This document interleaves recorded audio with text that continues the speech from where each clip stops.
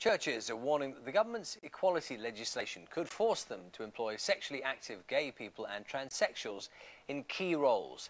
The House of Lords is due to discuss the new equality bill tomorrow. It would allow churches to avoid appointing homosexual ministers, but bishops fear they could lose the right to ensure other important staff have lifestyles compatible with the church's beliefs. The Anglican Church has its own internal dispute about whether actively gay people should be priests. The worldwide Anglican Communion is divided over the issue, but its official policy and that of the Church of England remains that they should not.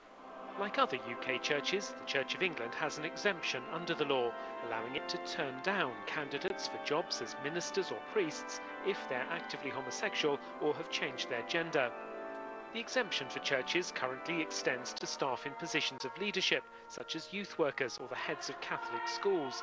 But Anglican bishops claim that as it stands, the Equality Bill would remove that protection and leave them open to prosecution if they discriminated against actively homosexual candidates for such leadership jobs.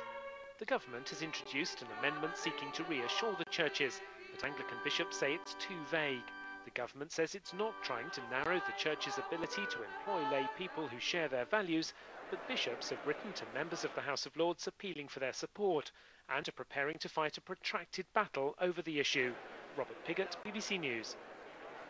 Bishops here at Church House have long had an exemption from the law, allowing them to discriminate against gay people in appointing clergy, but it's been an open question how far that exemption extends to other key positions, people like youth workers in particular, but also teachers in faith schools and chief executives in religious organisations.